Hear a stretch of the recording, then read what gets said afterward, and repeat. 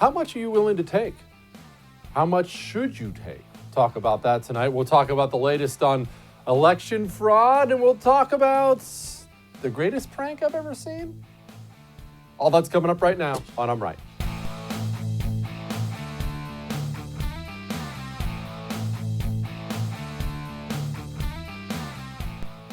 Power is a funny thing. Everybody wants it. On some level, everybody wants it. Even if you're sitting at home right now and you're thinking, I couldn't care less about power. That's not true. I mean, maybe yours is a smaller level. Maybe you don't seek to be leader of the free world one day, but you want some form of power over something or someone. Maybe lots of someones, depending on how much of a sociopath you are, I don't know. But power is funny, and power creates certain dynamics. But one thing that's absolutely true about power, universally, throughout history, it ends.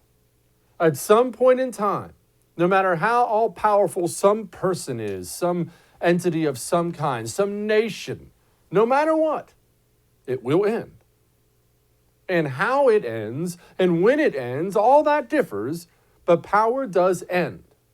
And what weirds me out is people who have it, people who abuse it, they always conduct themselves as if it won't. Always. They run roughshod with their power over the population or whoever they have power over, and then they're stunned when it comes crashing down. My question to you tonight is simply this. We have more coronavirus restrictions coming. We do. Some are already getting put into place. There are going to be more coming. Let me explain. We are now entering the season where more people get sick. More people are going to stay home and stay inside. And while I am certainly not a doctor, I do know that any infectious disease is going to do better in that environment than outside in the sunshine. That's why more people get sick this time of year, every year. This is universal. So more people are going to be getting coronavirus. It's a fact. They are. More people are going to be dying from coronavirus. More cases are going to be going up. And because we, as Western society and the United States of America more specifically, have decided, wrongly, but because we've decided that the answer to coronavirus cases is locking things down, everyone go home, stand 6 feet away from everybody like an idiot, put on a mask. Since we've decided that's what you do, more are coming. And I know what you're thinking right now, but Jesse, there's a vaccine. Come on. You watch my show. You watch my show. You're not just some naive moron wandering around looking at the butterflies. Do you honestly think governors, mayors, presidents, senators, do you think the vaccine's going to come out and they're going to say to themselves, yeah, we got a vaccine. You know what? Let's give back all this power we've taken. I don't even want this power. Do you want the power, Marty? I don't want the power. Do you honestly think that's going to happen? When was the last time you saw something like that happen? Do you really believe, with all the people, mostly politicians, but others too, who've been caught violating all their own coronavirus rules, do you really think these people are in this because they care about you, because they care about getting coronavirus or you getting coronavirus? Do you think they're doing all these lockdown things because they just care that much? Just try to do the right thing. No, they're doing this for the same reason man has always done things. They want more power.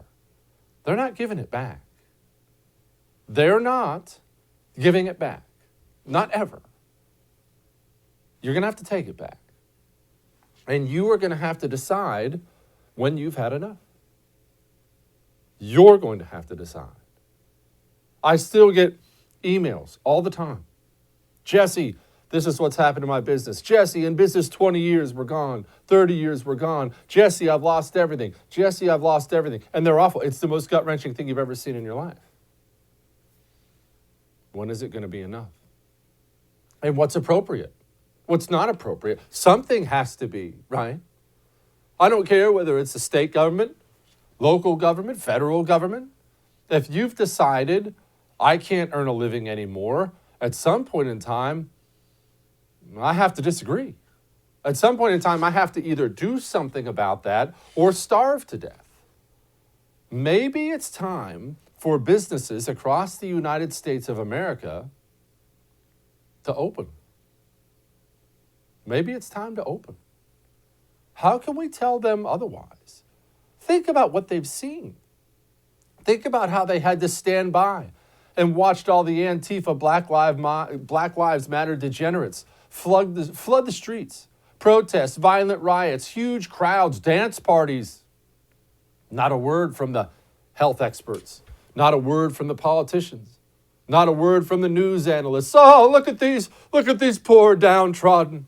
Speaking truth to power. Oh, what's that? You want to have Thanksgiving with your family? No. That's a super spreader event. Maybe it's time for small businesses to just be free. And you can tell me till you're blue in the face, Jesse, I don't want these lockdowns. Well, yeah, I believe you probably don't. You obviously know I don't. But I don't believe for a second the American public is totally against lockdowns and masks and social distancing, because if they were, we wouldn't have them. You see, we still have all these crazy things because the American people, not you personally, but the American people as a whole, have accepted them. Stop accepting them. Do you see this stuff in Los Angeles? Look at this. Today's Safer at Home order comes with a new warning from LA County's public health director. If people don't listen to this, more restrictions, as you mentioned, could follow. The order actually prohibits any gatherings outside your own household for the next few weeks. Exceptions are made for attending church and protests. Essential retail is now limited to 35% capacity, meaning you may notice more lines to get inside grocery stores once again. Non-essential retail and personal care services are limited to 20% capacity, and outdoor gyms, if they're opened, are limited to 50% capacity. Just a couple things. You may have missed them. Just a couple things on that. Things may get worse if these things aren't adhered to. Aren't you about tired of being threatened like that? Make no mistake, that's a threat. That's a threat from mayors. That's a threat from governors. That's a threat from senators. Do what I say. Do what I say, or else I'll have to do even more. You're not a subject. You are a free American citizen. They serve you. You don't get to threaten me. Ever. Ever. In fact, you should be scared to threaten me. You don't get to threaten me. This is America. This is not somewhere else. And the second thing I thought was hilarious. You can attend church and protests. Come on. We know what's going on here. We know what's going on here. This is a gigantic power grab. How much more of it are you going to take? And like I said, they're already out there saying the cases are going up. Well, I want to be straight with the American people. It's going to get worse over the next several weeks, but the actions that we take in the next several days will determine how bad it is or whether or not we continue to flatten our curve. And right before Thanksgiving, we actually saw cases start to plateau in many states that have been aggressively mitigating. And as I mentioned, there are steps you can take right now. But I also want people to know there's hope. We are mere weeks away from starting to vaccinate the vulnerable, and we can significantly protect people who are at risk for this virus. So hang on just a little bit longer. Understand that the science out there has never been stronger to support the wearing of masks. You shouldn't have to have a mandate to do the right thing, to protect your neighbor, to keep schools open. Stop saying flatten the curve to me, too. I'm old enough to remember when this gigantic farce began, and I was told 15 days to flatten the curve. Now, granted, on day one, I said, no, this is a really bad idea. Don't do this. Don't do this. Don't do this. But I remember over and over and over and over again, they made parody songs about it. 15 days to flatten the curve.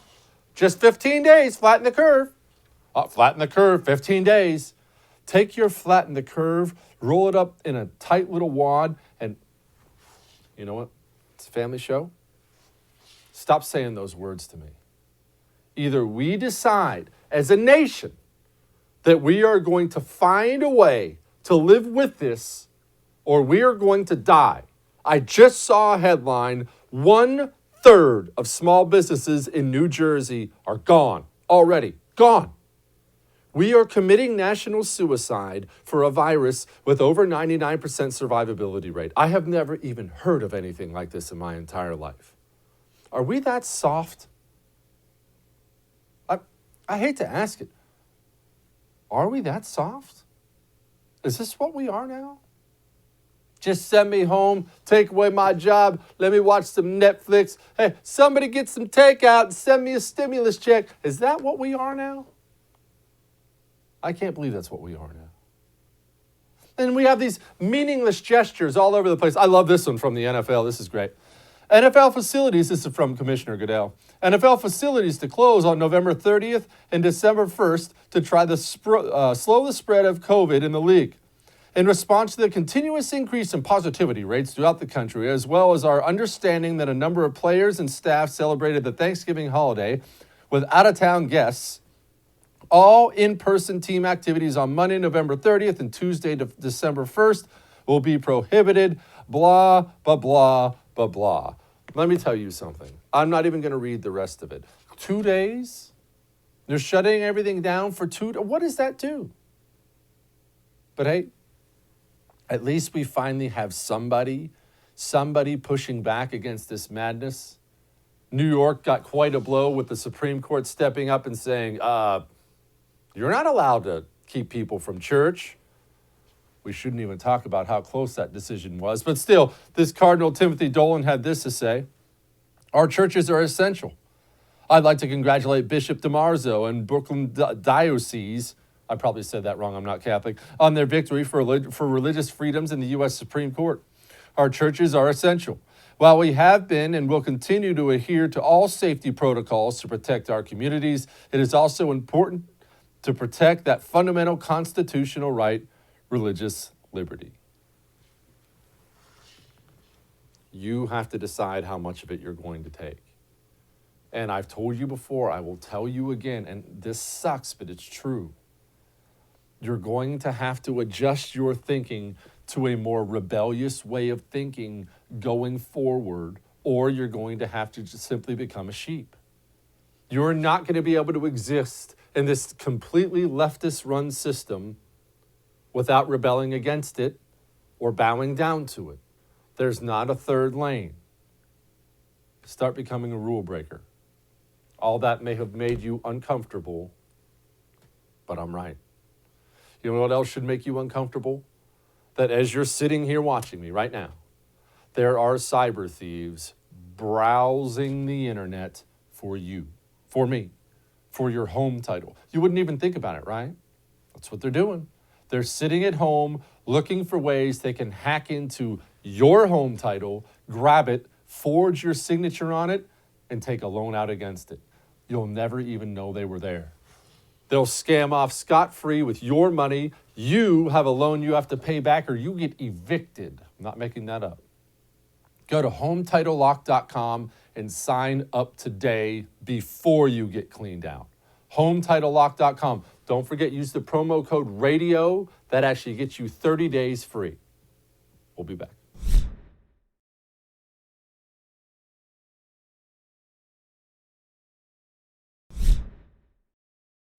How should you feel about the election? Have you thought about it?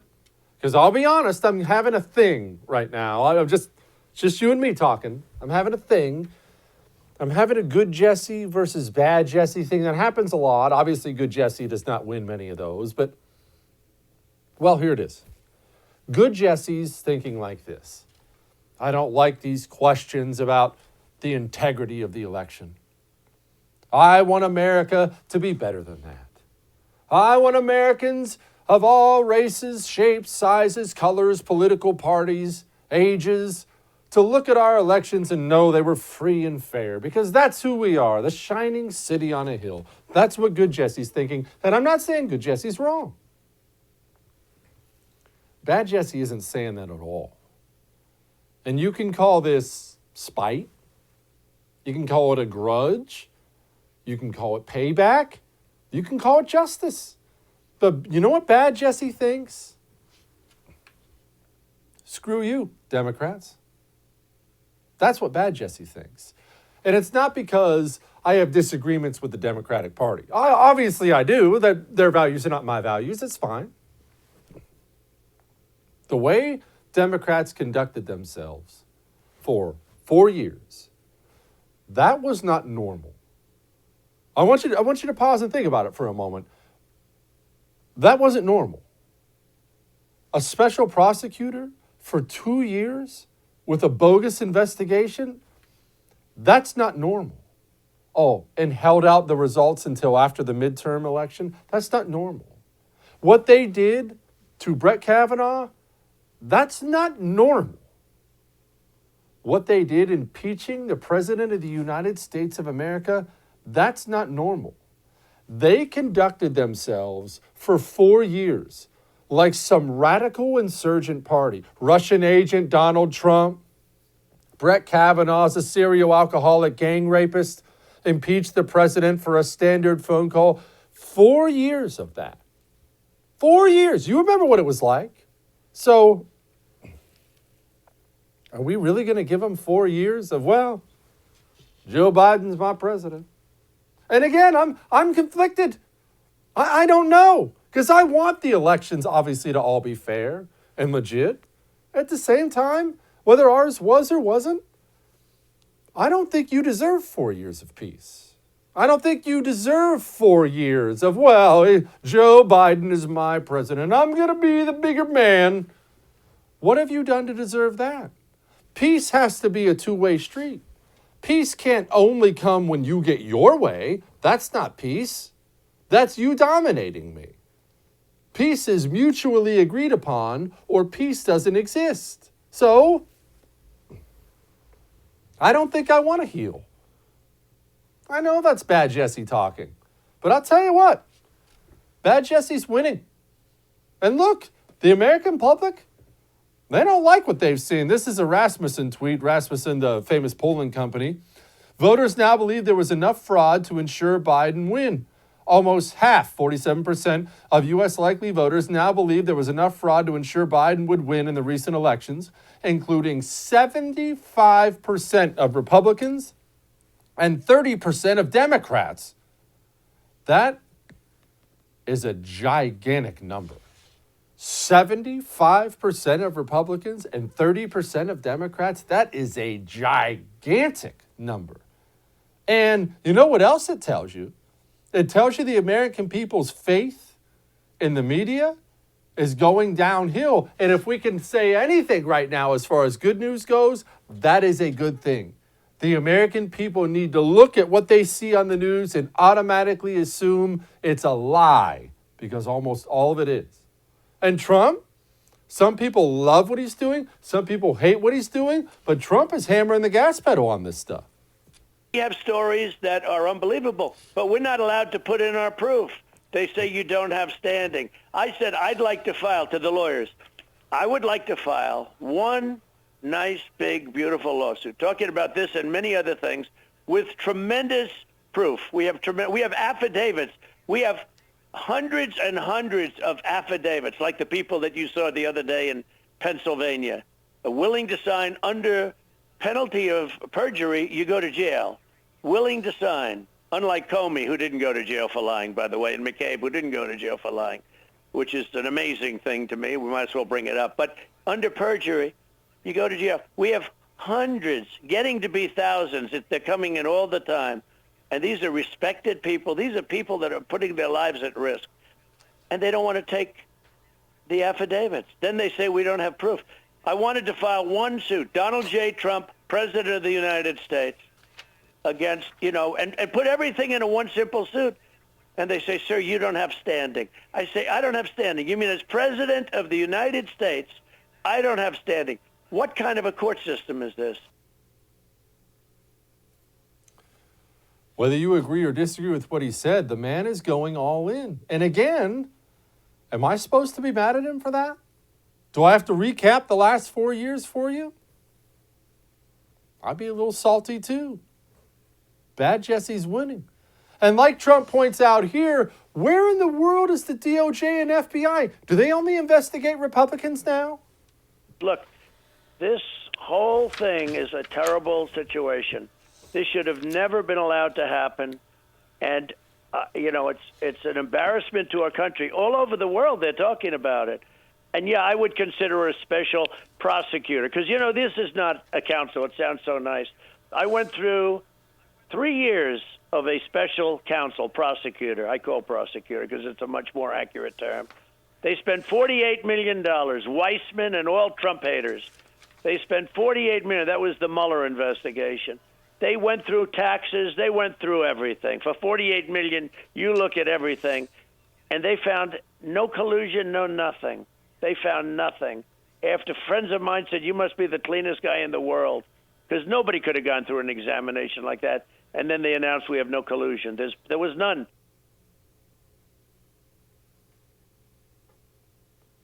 Is that salty? Yeah. Does he have every right to be? You tell me. Do you have every right to be? Do I? Maybe I'll get there tomorrow. I'll let you know if I do. I'm not all on board with the peace and calm train yet. Sorry. Now, natural medicines and holistic healing approaches, they are known to help alleviate things like joint pain, sleeplessness, anxiety. You going through any of that? I know you are. I see my emails. I know you are. But how are you supposed to choose? What are you supposed to choose? Look, I choose CBD.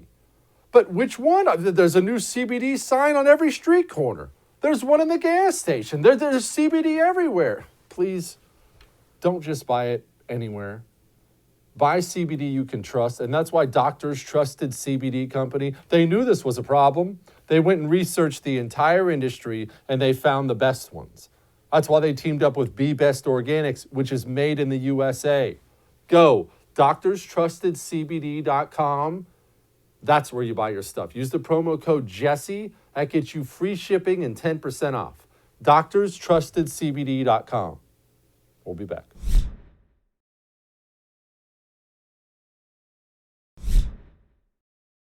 Joining me now, dude's quickly becoming my favorite guest around here, Jeff Charles with RedNation.com, LibertyNation.com, and co-host of the Red and Black Show. Jeff, tell me something. Do people actually want liberty? Is this something that the human condition craves? I know you do. I know I do. Is this something people want? That's an excellent question. I would say most people do want actual liberty. And I think other people say they want liberty, but they really don't. I think that people have misconceptions as to what liberty means and what freedom means and what that would look like in a republic like ours. But I think that probably I wouldn't say 60% of people want liberty. I'd put it more like between 50 and 55%. And I really think it really just depends on what they perceive to be liberty and what it means to be free. Okay, so 55% of the people on the planet want liberty. Then did we screw up with this whole thing? I mean, look, I'm as American as apple pie. I love it. Greatest country in the history of the world. Blessed to be here. If we designed a country to be free and half the people don't even want it, did we screw up with the design? No, not at all. I mean, if you create a country based on liberty, that doesn't mean that everybody who lives in that country is going to want it. Now, they're going to benefit from it, but that doesn't necessarily mean that they're going to buy into the ideas that a free nation would be founded on. I mean, we see that today. I mean, as far as the far left goes, the more authoritarian crowd, they're not as big on liberty. And I would even dare to say, even on the right, there are authoritarians on the right who do prefer a certain type of statism. So I think the bottom line, it just depends on, do you want to be free or not? And even though we live in a free nation, there will be people who want to change that. So it's on us as people who actually prefer liberty to push back against that and make sure that they don't change us into a nation that is less free. See, that's the part I'm struggling with right now, though, Jeff, is the pushback against it. I'm a small government guy. I want government to wee teeny tiny. However, I realize, at least what we've done so far, that small government mentality has not been equipped to combat the left. It's failed. It absolutely has failed. People are drifting already towards that authoritarianism that I don't want, that you don't want. However, that's what opposes communism in history. That's what has always opposed communism. I don't want that. At the same time, I sit back and say, hey, that's what you get, you small government types. If you didn't want to stop them, now we're going to get stuck with the dictator. You know what? I'm in 100% agreement with that. I mean, that's something that I call out a lot. And that's one of the things I'm going to be working on as far as using my platform to promote not just the idea of liberty, but promote the idea that, hey, we need to fight for this. I mean, if we don't do anything, it's going to be taken away from us. Even people who are on the far left and want a more authoritarian government are even using the ideas of freedom to promote what they want, and to promote themselves politically. Like Alexandria Ocasio-Cortez is a great example. Now, we know she wants a huge government, but at the same time, she's very savvy in how she brands herself and how she brands her whole movement. Like recently, she raised $200,000 for coronavirus relief just by playing a video game called Among Us, which I'm familiar with because my kids got me hooked on it. That's a free market principle. We should be the ones doing that, not her. So I'm in full agreement with you on that. And unfortunately, Democrats have found better ways to even use some of our principles to promote their authoritarian ideology. We need to start thinking of more innovative ways to sell our ideas to the rest of the country. Do we even try to sell them? I've been frustrated, extremely frustrated with the GOP, really all the time, but especially in the past couple of years, with trying to sell liberty. Instead, it seems all the time they just want to cave so much of that ground, give so much of that ground to the left and argue on their playing field instead of completely reshaping the argument. So you know how Trump turned the left into reactionaries? Like if he says that he likes water, progressives will promote dying from thirst, basically. They react to him. Well, you know what? That is what we do with the left, and we've been doing it for decades, Jesse. Like it's almost like all of our political positions are based on what the left is doing. They set the tone, they have an idea, and all we do is knock it down, which we should. We should attack their ideas, we should attack their policies because they're trash. But the problem is that what are we going to replace them with? Instead of just harping so much on what the Democrats are doing wrong, we need to put forth our ideas and say, this is where we need to go. That's trash, and here's what we're offering that is a much better solution. So I am in agreement with you. We're not really fighting for liberty the way we should be. We're not fighting very smart. We're just reacting to what the left does and still allowing them to set the tone and the tone and the tenor of the debate. It's cold flu season, and plus it's just time where everybody's going to be home more. They're going to be home. They're going to be inside more. I don't think there's any question about it. The coronavirus cases are going up. Then we're going to have more and more lockdowns, more masks, more lectures, more mandates. When does this end, Jeff? I think it is the most naive thing in the world when people say, well, it'll end when people get the vaccine. These scumbag politicians aren't giving things back once they get the vaccine. It's going to end when we force it to end. It's going to end when we decide that we're tired of it and we're not going to take it anymore. And honestly, I mean, and again, this is something that the left does well. We're going to need to take to the streets. We're going to need, I'm not saying violent, I'm talking about demonstrations.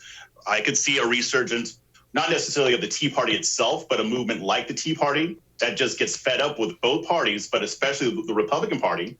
And they're going to take to the streets and they're going to advocate for what they believe in. We saw thousands, tens of thousands of people show up for the Stop the Steal rally in DC a couple weeks ago.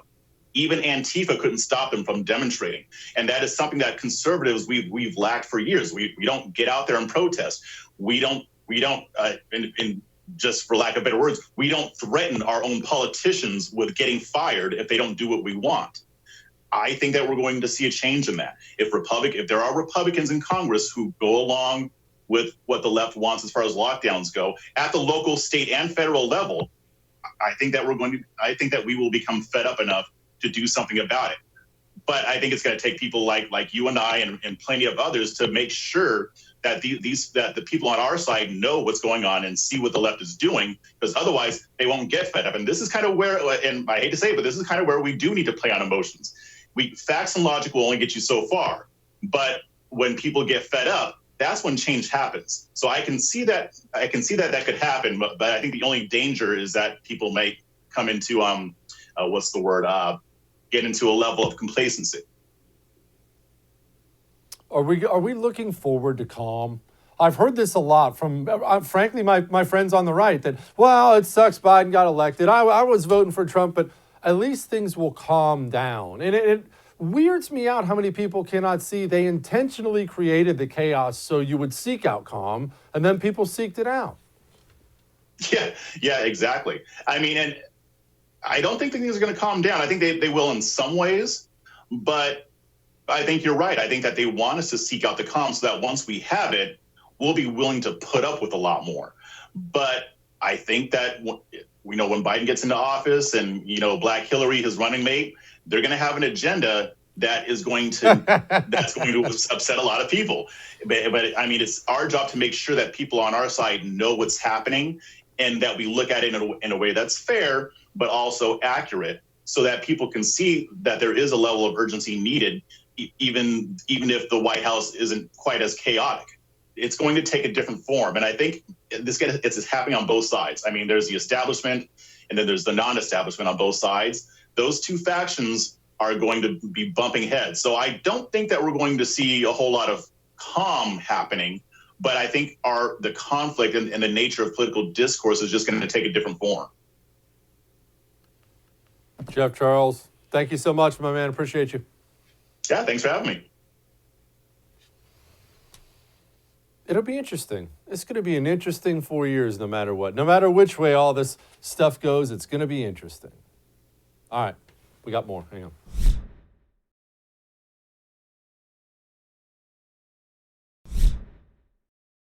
Joining me now, Ken the Court with the Media Action Network. Ken, should I want Joe Biden's presidency to be cloaked in legitimacy, or should I want it to be cloaked in illegitimacy? Whatever you believe about the election, fraud, no fraud, tons of fraud, I'm having a really hard time hoping he can just have a peaceful next 4 years.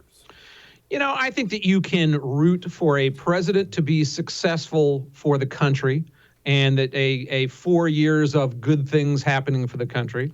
But I think at the same time, you can root against their ideas and concepts that, if implemented, will hurt our country. So is that illegitimate or legitimate? I mean, certainly what's good for the goose is good for the gander.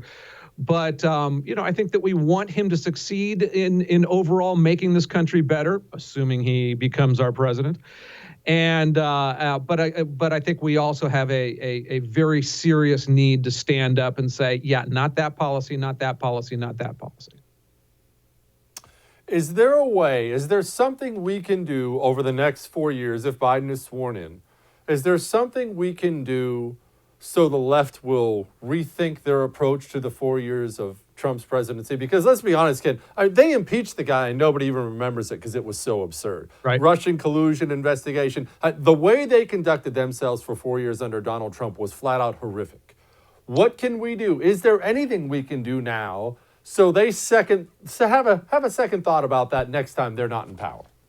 I'm kind of Johnny One Note on this, but I believe we need to look upstream. We need to start taking our fight into both the education establishment and, more importantly, we need to build up the conservative media out there. I mean, in the last 5 years, the media has turned from being fairly biased observers and referees for the political games to 100% biased players on the field. And if we don't build up and stop the people at Twitter and the people at Facebook from suppressing information, from boosting up their own, from doing all the crap that they've been doing and just got out and out doing it to an extent that we'd never seen before, and there's no problem with that, to the legacy media. If we don't build up our own mouthpieces so our points of view can at least be heard, we've got serious problems. And our problem is a lot bigger than Joe Biden. Look, Joe Biden didn't beat Donald Trump. If Donald Trump loses, it's because the media used him as a vessel to beat Donald Trump themselves. They're powerful, and we need to beat them. Okay, how are they that powerful, Ken? I want to know that, because I agree they are powerful, but we have more outlets now than ever before. There are a trillion different ways you can consume news and information. How are they still that influential? I mean, to me, the most disappointing number from election was a Harris poll that showed that 51% of Americans believe that the laptop with Hunter Biden's emails on it was Russian disinformation. I mean, that's just a shocking number for something that there was zero proof of, because it wasn't true. Now this poor shop owner's in hiding and had to close down his business. But they're that powerful because A, they're willing to lie, because B, look, I know we have websites and whatnot, but turn on the television and spin around from channel to channel to channel to channel. Oh, and there's Fox, channel to channel to channel. It's a huge overload. And then, go to Twitter and post something a little edgier, and see the way that Google, that Facebook can manipulate information, and are proudly doing it now. They're very, very powerful, despite the rise in other voices like this and OAN and some of the kind of conservative voices out there. We're still playing an 85 to 15% game in that world. How do we stop it? Or do we just have to plan on weathering, if Biden's sworn in, do we have to plan on weathering the next 4 years? Because I thought big tech and the news, as you pointed out, they were obviously very aggressive while Trump was president. When they no longer even have that to worry about, I really see them ramping things up way up over the next 4. I think we both need to continue to educate people, because a lot of people, they read a New York Times story and know, they're liberal, but they don't understand that they are liberal to the point of misleading you to believe certain things. So I think that part of it is still us pounding them when we catch them pretending to be neutral, and they're doing what they're doing. And then I'm also a big believer that on the tech side, we need to rebuild and build up the conservative stack from A to Z. And that's everything from social media. It's things like Parler being a viable alternative to Twitter. And I think every conservative has a moral obligation to be on, if you're a Twitter person, to also be on Parler and build up that voice out there that's not going to try to zap you down. But it's also a lot of complicated and behind the scenes stuff, payment processors and ISPs and content distribution networks. A lot of this brainiac, high tech stuff is being weaponized against conservatives, and we've seen it happen time after time. Try to get a conservative to get a fundraiser on GoFundMe. They get zapped down as often as not. We've seen website after website being taken down by various elements of that tech stack, and these $1 billion and people who are donating and working for candidates need to start thinking more upstream. How do we level that playing field off, as opposed to keep fighting on an unlevel playing field? I mean, I've had to deal with the concept of liberal media my whole life. I'd like to, by the time I die, have it be at least a 55-45 game. That's not too much to ask for. I like this thinking upstream idea. Keep us posted on that. Now, back to something you said in the beginning about getting involved in education. I obviously agree 100%. That's my big thing. Everything is downstream of that. How do normal people begin that process? Okay, most people don't have your platform. They don't. Yeah. What does the average ma and pa at home do if they're worried about the education of their kids and the next generation? What can they do? I think a couple things. One is, don't be afraid to get involved, and don't just completely turn that, don't use school as a way to babysit your kid and then be surprised when they come back and their hair's pink and they got their fist in the air for communism. There's certainly things like the 1619 project that the New York Times is trying to implement in school systems. It is a bunch of crap. It is racist. It is wrong. It is revisionist history to make us all feel like, yes, everything was built on the back of slavery, and that's all America is all about. So I would say on a local level, see when things like that are being pushed down your school with free resources and free books and free tech sites coming from the New York Times. On a college level, it's parents have a lot more power, but they're afraid to use it. And look, I sat in the same position. Your kid gets accepted to a few colleges. You know, you don't want to say, hey, this college has a better rating on U.S. News and World Report, but they're a bunch of commies, so let's go to this school over here. But I think parents definitely need to start saying, wait a second, I'm spending $50,000 a year on educating my kid. Maybe I should have a little bit of a say in that, or at least if you start getting parents saying, I'm not going to send my kid to this school because you've gotten out of control with the way that you're brainwashing them. That's the kind of things that can impact schools a little bit. So it's and then look around for conservative groups and groups in the education world. There are a handful. There are good places online. Campus Reform is a good place to look at that monitor some of the craziness going on. Should we be sending our kids to these universities at all, Ken? I mean, obviously, I understand there are some jobs you have to have a degree for it, but why shouldn't we be doing trade schools? If we're going to be the party of the working class, and it looks like that's our future, let's be working class. I think look, I think that there are now many degrees that are irrelevant. If you want your kid to be a doctor or a dentist or a lawyer, they're going to have to go through the processes that we as a society have set up for that, because they need that certification. They need those. They have to go through certain things to be able to become that. But for most professions, I mean, the concept of just, look, when I grew up, the American dream was sending your kid to college. My dad didn't graduate from 8th grade. My mom never went to college. I was the first member of my family to do that. And their whole life was, we're going to get this kid into college because that's the American dream. I think we need to start realizing that that's not necessarily the final result there. That a lot of parents, and it was difficult for me to do. Two of my kids forewent the college route, and it's hard as somebody who grew up. It's like, you can either be a blue collar job or you can go to college. That's changing now, and I think that we need to be open-minded about that. We need to have conversations with other adults our age who are looking at college or not for their kids, and say, really take a strong look at what you're getting and what you're losing by sending your kid off to college. Because I tell you, a lot of them, you get that money and put that into a small business, that's going to be a better start in life, is to have $150,000 starting a business when they're age 25, as opposed to spending that on philosophy classes that aren't really going to turn much into anything. Well, look, I don't have to worry about it, Ken. Neither of my kids are probably going to get into college. Who knows? You know what? It's always helpful when you have that attitude. Ken LaCourte, Media Action Network. Thank you, my man. All right. Thanks for having me. This prank video we're going to show you, about half the people are going to get angry. I'll tell you which half when we show it to you. I would just say I'm going to laugh. I've watched it about 50 times today, and I'm laughing harder and harder each time. Half of you are going to love it. The other half, I'm going to get hate mail. All right, coming up next.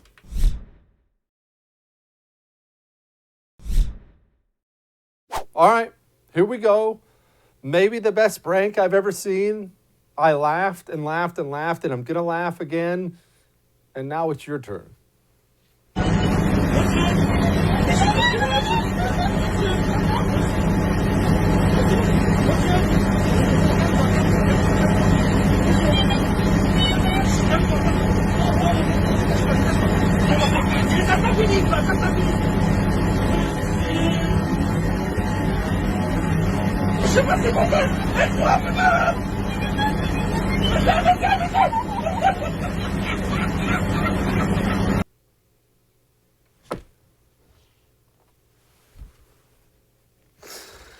That's not right. You know what?